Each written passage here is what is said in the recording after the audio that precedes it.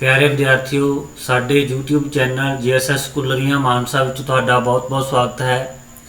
मेरा नाम है मनदीप सिंह अते मैं सरकारी सीनियर सैकेंडरी स्मार्ट स्कूल कुलरियां विखे लैक्चरर पोलीटिकल साइंस के तौर पर अपनी सेवावां निभा रहा हाँ।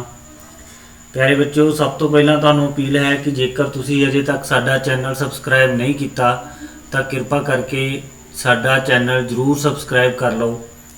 ਅਤੇ दूजी जानकारी ये है कि मैं +1 पोलीटिकल साइंस नाल संबंधित अज अपना पहला लैक्चर अपलोड कर रहा हाँ। तो आने वाले समय विच भी जिन्ने भी मेरे लैक्चर होणगे वो मुख्य रूप विच SS नंदा अते अंशिक रूप दे विच JS वडियाल द्वारा रचित किताबां ते आधारित होणगे। तो बच्चों, क्योंकि साडा अज पहला लैक्चर है इस करके अज का ये विषय है कि राजनीति शास्त्र नाल जान पछाण। तो राजनीति शास्त्र जो है असी 10वीं तो ही शुरू करते हाँ कि 10वीं क्लास विच तुसी समाजिक सिक्ख्या का विषय पढ़ते सी। समाजिक सिक्ख्या के विषय विच बच्चों 4 भाग सी: भूगोल, जियोग्राफी, इतिहास या हिस्टरी, अर्थशास्त्र या इकनॉमिक्स अते नागरिक शास्त्र या सिविक्स। तो बच्चों, +1 क्लास विच जाके इस समाजिक सिक्ख्या विषय के जो 4 भाग हैं यह +1 क्लास 4 सबजैक्टां विच तब्दील हो जाते हैं। जिवें भूगोल तो +1 विच एक अलग विषय भूगोल बन जाता है, इतिहास विषय का अलग विषय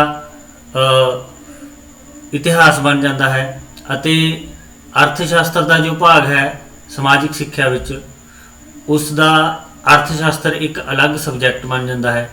अते अंत विच 10वीं जमात विच जो तुसी समाजिक सिक्ख्या के अधीन जिहड़ा भाग नागरिक शास्त्र पढ़ते सी +1 क्लास विच जाके वह राजनीति शास्त्र का रूप धारण कर लेंदा है। तो बच्चों, सब तो पहला असी राजनीति शास्त्र का शब्दी अर्थ जानने की कोशिश करते हाँ। शब्दी अर्थ का इत्थे असी 2 तरीके नाल मतलब जानने की कोशिश करांगे। सब तो पहला शब्दी अर्थ है अते उस तो इलावा असली अर्थ। तो जेकर असी शब्दी अर्थ की गल करते हाँ तो राजनीति शास्त्र 2 शब्दों तो मिलकर बनया है, राजनीति अते शास्त्र। राजनीति शब्द नूं जेकर असी अंग्रेजी विच अनुवाद करते हाँ तो उसनूं असी पॉलिटिक्स कहते हाँ। तो जो बच्चों पॉलिटिक्स शब्द है इस दी जड़ां काफ़ी पुरानियां हैं। यह अज तो 2000 साल तो भी पहला यूनान विच ये शब्द वरत्या जाता सी। ये शब्द पॉलिस शब्द तो निकलिया है। यूनान विच छोटे छोटे नगर राज होया करते सी अते इन्हां नगर राजां लई पॉलिस शब्द की वरतों की जाती सी।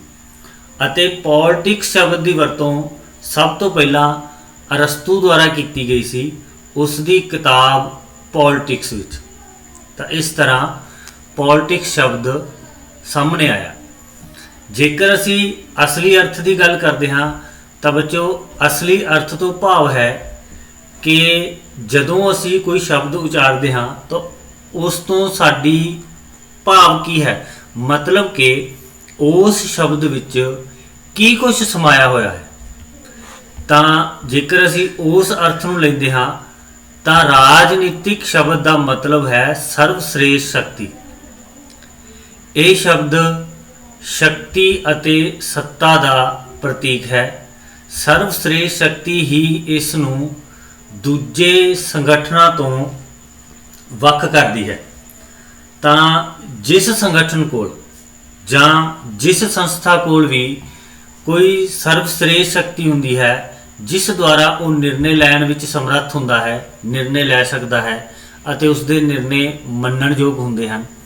ਤਾਂ ਐਸੀ ਸੰਸਥਾ ਜਾਂ ਸੰਗਠਨ ਨੂੰ ਅਸੀਂ ਰਾਜਨੀਤਿਕ ਸੰਗਠਨ ਕਹਿ ਸਕਦੇ ਹਾਂ। ਤੇ ਜਿਹੜਾ ਇਸ ਦਾ ਦੂਜਾ ਸ਼ਬਦ ਹੈ ਬੱਚਿਓ ਸ਼ਾਸਤਰ ਸ਼ਬਦ, ਉਹ ਅਸੀਂ ਇਸ ਲਈ ਵਰਤਦੇ ਹਾਂ ਅਧਿਐਨ ਦਾ ਵਿਸ਼ਾ, ਕਿ ਜਦੋਂ ਅਸੀਂ ਕਿਸੇ ਦਾ ਅਧਿਐਨ ਕਰਦੇ ਹਾਂ ਉਸ ਲਈ ਵਿਸ਼ਾ ਹੁੰਦਾ ਹੈ, ਤਾਂ ਅਧਿਐਨ ਦੇ ਵਿਸ਼ੇ ਲਈ ਅਸੀਂ ਸ਼ਾਸਤਰ ਸ਼ਬਦ ਦੀ ਵਰਤੋਂ ਕਰਦੇ ਹਾਂ। ਇਸ ਤੋਂ ਇਲਾਵਾ ਬੱਚਿਓ ਰਾਜਨੀਤੀ ਸ਼ਾਸਤਰ ਵਿੱਚ ਕੀ ਕੁਛ ਹੁੰਦਾ ਹੈ, ਕਿਸ ਚੀਜ਼ ਦਾ ਅਧਿਐਨ ਕੀਤਾ ਜਾਂਦਾ ਹੈ, ਇਸ ਬਾਰੇ ਵੱਖ-ਵੱਖ ਵਿਦਵਾਨਾਂ ਦੇ ਵੱਖ-ਵੱਖ ਵਿਚਾਰ ਹਨ। ਕੁਝ ਵਿਦਵਾਨ ਐਸੇ ਹਨ ਜੋ ਰਾਜਨੀਤੀ ਸ਼ਾਸਤਰ ਨੂੰ ਕੇਵਲ ਰਾਜ ਦੇ ਅਧਿਐਨ ਤੱਕ ਸੀਮਿਤ ਮੰਨਦੇ ਹਨ। ਕੁਝ ਵਿਦਵਾਨ ਐਸੇ ਹਨ ਜੋ ਕੇਵਲ ਸਰਕਾਰ ਦੇ ਅਧਿਐਨ ਨੂੰ ਹੀ ਰਾਜਨੀਤੀ ਸ਼ਾਸਤਰ ਦਾ ਖੇਤਰ ਮੰਨਦੇ ਹਨ। ਕੁਝ ਵਿਦਵਾਨ ਹਨ ਜੋ ਰਾਜ ਤੇ ਸਰਕਾਰ ਦੋਨਾਂ ਨੂੰ ਰਾਜਨੀਤੀ ਸ਼ਾਸਤਰ ਦੇ ਅਧਿਐਨ ਦਾ ਖੇਤਰ ਮੰਨਦੇ ਹਨ। ਅਤੇ ਇਸ ਤੋਂ ਇਲਾਵਾ ਬੱਚਿਓ ਆਧੁਨਿਕ ਦ੍ਰਿਸ਼ਟੀਕੋਣ ਵੀ ਪੈਦਾ ਹੋਇਆ ਹੈ, ਜਿਸ ਵਿੱਚ ਵੀ ਅਸੀਂ ਜਾਣਨ ਦੀ ਕੋਸ਼ਿਸ਼ ਕਰਾਂਗੇ ਕਿ ਰਾਜਨੀਤੀ ਸ਼ਾਸਤਰ ਵਿੱਚ ਅਸੀਂ ਕਿਸ ਚੀਜ਼ ਦਾ ਅਧਿਐਨ ਕਰਦੇ ਹਾਂ। ਤਾਂ ਸਭ ਤੋਂ ਪਹਿਲਾਂ ਉਹ ਵਿਦਵਾਨ ਹਨ ਜੋ ਰਾਜਨੀਤੀ ਸ਼ਾਸਤਰ ਨੂੰ ਰਾਜ ਦਾ ਅਧਿਐਨ ਮੰਨਦੇ ਹਨ। ਤਾਂ ਉਹਨਾਂ ਵਿੱਚੋਂ ਸਭ ਤੋਂ ਪ੍ਰਮੁੱਖ ਹੈ ਬਲੰਸਲੀ, ਜਿਹੜੇ ਕਿ ਜਿਨ੍ਹਾਂ ਦਾ ਜਿਹੜਾ ਜੀਵਨ ਕਾਲ ਹੈ ਉਹ 1818 ਤੋਂ ਲੈ ਕੇ 1881 ਈਸਵੀ ਤੱਕ ਸੀ। ਇਹ ਸਵਿਟਜ਼ਰਲੈਂਡ ਨਾਲ ਸੰਬੰਧਿਤ ਸਨ, ਉਸ ਦੇਸ਼ ਦੇ ਵਾਸੀ ਸਨ। ਉਹਨਾਂ ਦਾ ਕਹਿਣਾ ਸੀ ਕਿ ਰਾਜਨੀਤੀ ਸ਼ਾਸਤਰ ਉਹ ਵਿਗਿਆਨ ਹੈ ਜੋ ਰਾਜ ਨਾਲ ਸੰਬੰਧਿਤ ਹੈ ਅਤੇ ਜੋ ਰਾਜ ਦੇ ਮੌਲਿਕ ਤੱਤਾਂ, ਉਸ ਦੇ ਜ਼ਰੂਰੀ ਸਰੂਪ, ਉਸ ਦੇ ਪ੍ਰਗਟਾਵੇ ਅਤੇ ਵੱਖ-ਵੱਖ ਰੂਪਾਂ ਅਤੇ ਉਸ ਦੇ ਵਿਕਾਸ ਨੂੰ ਸਮਝਣ ਦਾ ਯਤਨ ਕਰਦਾ ਹੈ। ਤੇ ਇਸੇ ਤਰ੍ਹਾਂ ਜੇਮਸ ਵਿਲਫੋਰਡ ਗਾਰਨਰ ਹੈ, ਇਹਨਾਂ ਨੇ ਕਿਹਾ ਹੈ ਕਿ ਰਾਜਨੀਤੀ ਸ਼ਾਸਤਰ ਦਾ ਆਰੰਭ ਤੇ ਅੰਤ ਰਾਜ ਨਾਲ ਹੁੰਦਾ ਹੈ। ਇਸ ਤੋਂ ਇਲਾਵਾ ਬੱਚਿਓ ਰੇਮੰਡ ਗਾਰਫੀਲਡ ਗੈਟਲ, ਇਹਨਾਂ ਦਾ ਵੀ ਕਹਿਣਾ ਸੀ ਕਿ ਰਾਜਨੀਤੀ ਸ਼ਾਸਤਰ ਵਿੱਚ ਸਿਰਫ ਰਾਜ ਦਾ ਅਧਿਐਨ ਕੀਤਾ ਜਾਂਦਾ ਹੈ। ਇਹਨਾਂ ਦਾ ਕਹਿਣਾ ਸੀ ਕਿ ਰਾਜਨੀਤੀ ਸ਼ਾਸਤਰ ਰਾਜ ਦੇ ਭੂਤਕਾਲੀ ਰੂਪ ਦੀ ਇਤਿਹਾਸਕ ਪੜਚੋਲ, ਵਰਤਮਾਨ ਰੂਪ ਦਾ ਵਿਸ਼ਲੇਸ਼ਣਾਤਮਕ ਅਧਿਐਨ ਅਤੇ ਇਸ ਦੇ ਭਵਿੱਖ ਦੇ ਰੂਪ ਦਾ ਰਾਜਨੀਤਿਕ ਤੇ ਨੈਤਿਕ ਅਧਿਐਨ ਹੈ। ਇਸ ਤੋਂ ਇਲਾਵਾ ਬੱਚਿਓ ਕੁਝ ਵਿਦਵਾਨ ਇਹ ਮੰਨਦੇ ਸਨ ਕਿ ਰਾਜਨੀਤੀ ਸ਼ਾਸਤਰ ਸਰਕਾਰ ਦਾ ਅਧਿਐਨ ਹੋਣਾ ਚਾਹੀਦਾ ਹੈ ਰਾਜਨੀਤੀ ਸ਼ਾਸਤਰ ਦੇ ਅਧੀਨ। ਤਾਂ ਉਹਨਾਂ ਵਿੱਚੋਂ ਪ੍ਰਮੁੱਖ ਸਨ ਸਟੀਫਨ ਲੀਕੌਕ ਅਤੇ ਮੈਕਮਿਲਨ। ਸਟੀਫਨ ਲੀਕੌਕ ਦਾ ਕਹਿਣਾ ਸੀ ਕਿ ਰਾਜਨੀਤੀ ਸ਼ਾਸਤਰ ਕੇਵਲ ਸਰਕਾਰ ਨਾਲ ਸੰਬੰਧਿਤ ਹੈ ਅਤੇ ਮੈਕਮਿਲਨ ਦਾ ਕਹਿਣਾ ਸੀ ਕਿ ਰਾਜਨੀਤੀ ਸ਼ਾਸਤਰ ਇੱਕ ਅਜਿਹਾ ਵਿਗਿਆਨ ਹੈ ਜੋ ਸਰਕਾਰ ਦੇ ਸੰਗਠਨ ਅਤੇ ਪ੍ਰਸ਼ਾਸਨ ਨਾਲ ਸੰਬੰਧਿਤ ਹੈ। ਇਸ ਕਰਕੇ ਇਹ ਉਹ ਵਿਦਵਾਨ ਸਨ ਜੋ ਰਾਜਨੀਤੀ ਸ਼ਾਸਤਰ ਵਿੱਚ ਸਿਰਫ ਸਰਕਾਰ ਦੇ ਅਧਿਐਨ ਦੀ ਹਾਮੀ ਭਰਦੇ ਹਨ। ਤਾਂ ਕੁਝ ਵਿਦਵਾਨ ਹਨ ਜੋ ਰਾਜ ਅਤੇ ਸਰਕਾਰ ਦੋਨਾਂ ਦੇ ਅਧਿਐਨ ਦਾ ਵਿਸ਼ਾ ਰਾਜਨੀਤੀ ਸ਼ਾਸਤਰ ਨੂੰ ਮੰਨਦੇ ਹਨ। ਉਹਨਾਂ ਵਿੱਚੋਂ ਸਭ ਤੋਂ ਪ੍ਰਮੁੱਖ ਹਨ ਵੈਸਟਲ, ਵੁਡਬਰੀ, ਵਿਲੋਬੀ ਅਤੇ ਪੌਲ ਜੈਨਟ। ਵਿਲੋਬੀ ਦਾ ਕਹਿਣਾ ਸੀ ਕਿ ਆਮ ਕਰਕੇ ਰਾਜਨੀਤੀ ਸ਼ਾਸਤਰ ਤਿੰਨ ਮਹਾਨ ਵਿਸ਼ਿਆਂ ਰਾਜ, ਸਰਕਾਰ ਅਤੇ ਕਾਨੂੰਨ ਨਾਲ ਸੰਬੰਧਿਤ ਹੈ। ਤੇ ਪੌਲ ਜੈਨਟ ਦਾ ਕਹਿਣਾ ਸੀ ਕਿ ਰਾਜਨੀਤੀ ਸ਼ਾਸਤਰ ਸਮਾਜਿਕ ਵਿਗਿਆਨ ਦਾ ਉਹ ਭਾਗ ਹੈ ਜੋ ਰਾਜ ਦੇ ਆਧਾਰਾਂ ਅਤੇ ਸਰਕਾਰ ਦੇ ਸਿਧਾਂਤਾਂ ਦਾ ਅਧਿਐਨ ਕਰਦਾ ਹੈ। ਤਾਂ ਇਸ ਤੋਂ ਇਲਾਵਾ ਬੱਚਿਓ ਆਧੁਨਿਕ ਦ੍ਰਿਸ਼ਟੀਕੋਣ ਕੀ ਕਹਿੰਦਾ ਹੈ? ਰਾਜਨੀਤੀ ਸ਼ਾਸਤਰ ਦਾ ਇਤਿਹਾਸ ਬਹੁਤ ਪੁਰਾਣਾ ਹੈ ਅਤੇ ਜਿਉਂ-ਜਿਉਂ ਸਮਾਂ ਬੀਤਦਾ ਜਾ ਰਿਹਾ ਹੈ ਰਾਜਨੀਤੀ ਸ਼ਾਸਤਰ ਦੇ ਖੇਤਰ ਵਿੱਚ ਬਹੁਤ ਸਾਰੇ ਨਵੇਂ ਸ਼ਬਦ ਜਾਂ ਨਵੀਆਂ ਧਾਰਨਾਵਾਂ, ਨਵੇਂ ਖੇਤਰ ਜੁੜਦੇ ਜਾ ਰਹੇ ਹਨ। ਸਮੇਂ ਦੇ ਨਾਲ ਨਾਲ ਇਸ ਦਾ ਖੇਤਰ ਜੋ ਹੈ ਉਹ ਕਾਫੀ ਵਿਸ਼ਾਲ ਹੁੰਦਾ ਜਾ ਰਿਹਾ ਹੈ।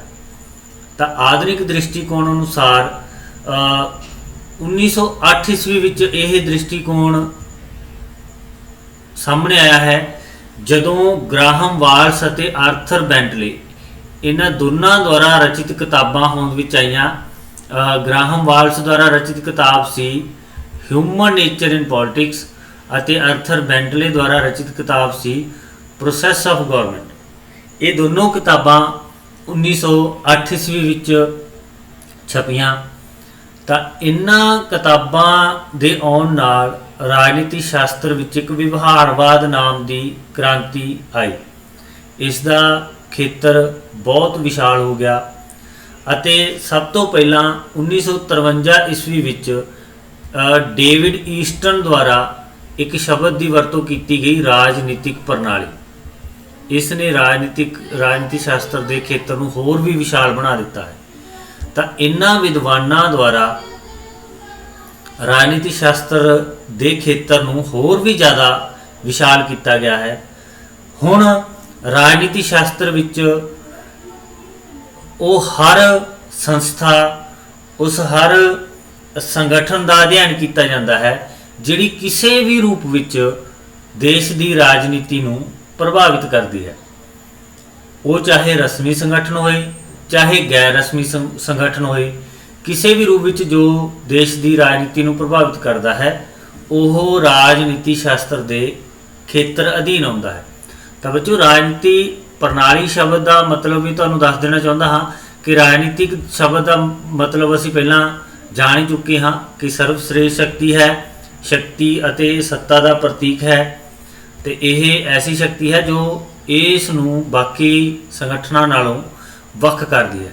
ਅਤੇ ਪ੍ਰਣਾਲੀ ਸ਼ਬਦ ਐਸਾ ਹੈ ਕਿ ਪ੍ਰਣਾਲੀ ਸ਼ਬਦ ਵਿੱਚ ਇੱਕ ਢਾਂਚੇ ਦੀਆਂ ਵੱਖ-ਵੱਖ ਅੰਗ ਹੁੰਦੇ ਹਨ ਅਤੇ ਹਰੇਕ ਅੰਗ ਇੱਕ ਦੂਜੇ ਤੇ ਨਿਰਭਰ ਕਰਦਾ ਹੈ। ਜਿਵੇਂ ਸਾਡਾ ਸਰੀਰ ਹੈ ਉਹ ਇੱਕ ਪ੍ਰਣਾਲੀ ਹੈ, ਇਸ ਦੇ ਵੱਖ-ਵੱਖ ਅੰਗ ਹਨ ਅਤੇ ਹਰ ਅੰਗ ਇੱਕ ਦੂਜੇ ਤੋਂ ਪ੍ਰਭਾਵਿਤ ਹੁੰਦਾ ਹੈ। ਇਸ ਕਰਕੇ ਜੋ ਰਾਜਨੀਤਿਕ ਪ੍ਰਣਾਲੀ ਸ਼ਬਦ ਹੈ ਉਹ ਡੇਵਿਡ ਈਸਟਨ ਦੁਆਰਾ 1953 ਈਸਵੀ ਵਿੱਚ ਵਰਤਿਆ ਗਿਆ ਸੀ। ਤਾਂ ਬੱਚਿਓ, ਮੈਨੂੰ ਉਮੀਦ ਹੈ ਕਿ ਤੁਹਾਨੂੰ ਕੁਝ ਜਾਣਨ ਨੂੰ ਮਿਲਿਆ ਹੋਵੇਗਾ। ਤੁਹਾਡਾ ਸਮਾਂ ਦੇਣ ਲਈ ਬਹੁਤ ਬਹੁਤ ਧੰਨਵਾਦ।